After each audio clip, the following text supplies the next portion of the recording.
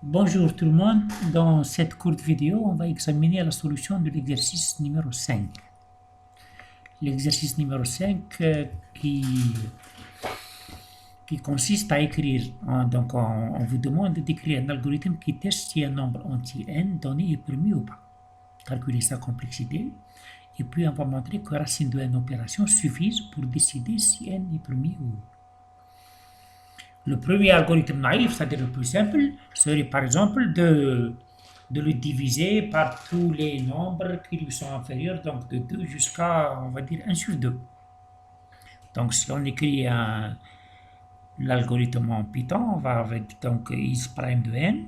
Pour i allant de 2 jusqu'à 1 sur 2, c'est la valeur entière. Donc si n est divisible par i, donc return false, sinon return true.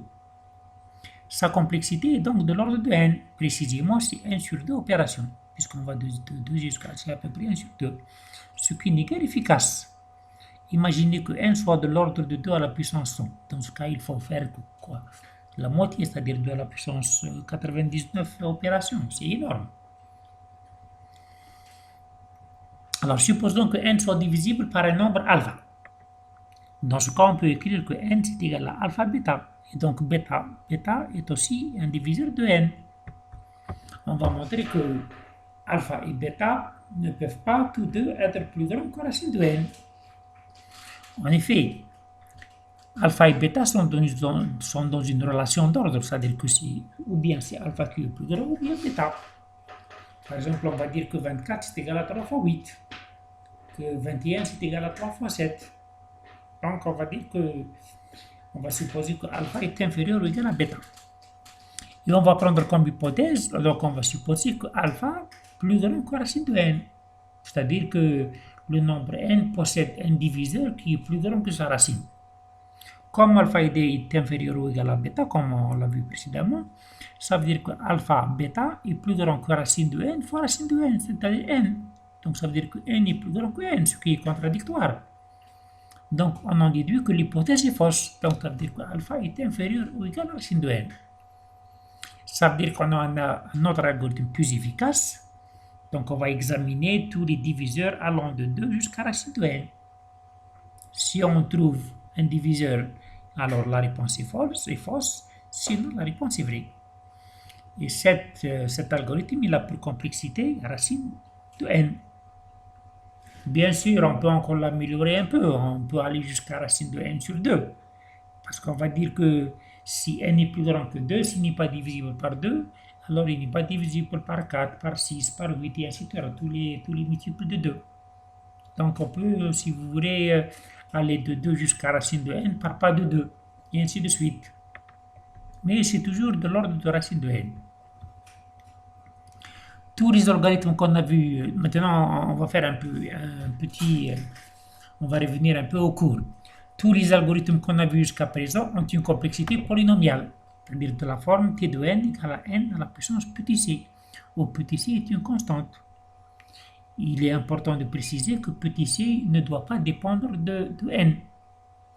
On a vu par exemple n à la puissance 3, on a vu n à la puissance 2, on a vu n log de n, n log de n c'est à peu près polynomial, c'est n à la puissance 1 plus quelque chose. Alors, définition, on appelle grand P la classe des problèmes qui possède une complexité polynomiale, t de n égale n à la puissance c, où n est la taille du problème. Et maintenant, on se pose la question, qu'en est-il de l'algorithme isPrime de n? Est-ce qu'il est de complexité polynomiale? Est-ce qu'il appartient à la classe P? En effet, t de n, c'est de l'ordre de n à la puissance 1 demi. Donc ici, on a petit c est égal à 1 demi. Eh bien, pas tout à fait. En effet, un problème de complexité polynomiale quand t de n égale n à la puissance petit c, où n est la taille du problème, ce qui n'est pas le cas pour l'algorithme isPrime de n. Pourquoi? Alors je vous pose la question, essayez de réfléchir quelques minutes avant de voir la réponse qui va suivre dans la prochaine diapositive. Tout simplement parce que n n'est pas la taille du problème, car n est un nombre. Par exemple, 8761. Ce n'est pas la taille d'une liste ou d'un tableau, ou bien d'un graphe, ou bien d'une matrice. Mais alors, quelle est la taille du problème du nombre n? Ben, tout simplement, c'est sa représentation en mémoire, c'est-à-dire au nombre de bits. En machine, le nombre 2 à la puissance n est représenté par n bits. Donc, le nombre petit n est représenté par log de n bits. Et par conséquent, pour l'algorithme is', la taille du problème, c'est log de n. Ça veut dire que sa complexité devrait être une fonction de log de n. C'est-à-dire qu'on devrait exprimer, on va dire t de race dt de log de n est égal à une fonction de racine de n. Ça, c'est un problème pour lequel on va dire que cet algorithme possède une complexité pseudo-polynomiale. Parce qu'elle paraît polynomiale, mais en fait, elle ne l'est pas. Elle est plutôt du côté exponentiel, mais aussi pas tout à fait.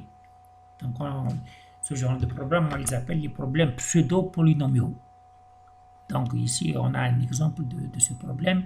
On verra plus tard d'autres problèmes qui seront de la même classe. Voilà, je vous remercie pour votre attention.